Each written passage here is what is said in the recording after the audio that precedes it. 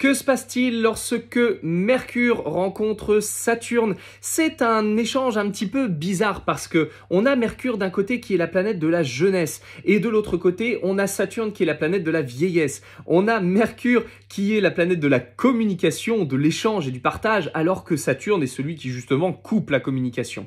Alors, le plus simple, c'est encore, ces deux planètes quand elles interviennent, c'est le moment où quelqu'un, ou alors nous-mêmes, dit au revoir, dit adieu. C'est le moment où quelqu'un annonce son départ.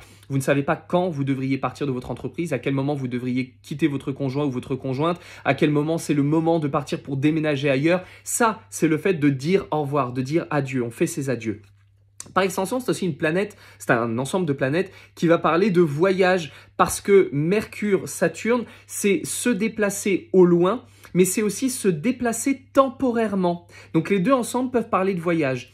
Mercure, Saturne, c'est aussi le jeune qui est mature ou le vieux qui est immature. Donc ça va dépendre de l'âge que vous avez, mais soyez sûr que si vous avez les deux planètes qui communiquent dans votre thème de naissance, vous allez être un jeune sérieux et un vieux un petit peu farfelu. Donc ça, c'est toujours intéressant. C'est également une configuration ensemble d'études.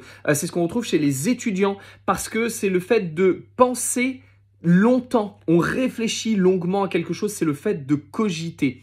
Et aussi, malheureusement, dans un cadre santé, ça peut arriver, c'est le fait d'avoir sur le tard des problèmes qui sont normalement traditionnels pour les jeunes. Je pense par exemple aux adultes qui se retrouvent avec des maladies infantiles. On sait que c'est très grave. Ou à l'inverse, les personnes qui sont jeunes et qui se retrouvent avec des maladies de vieux.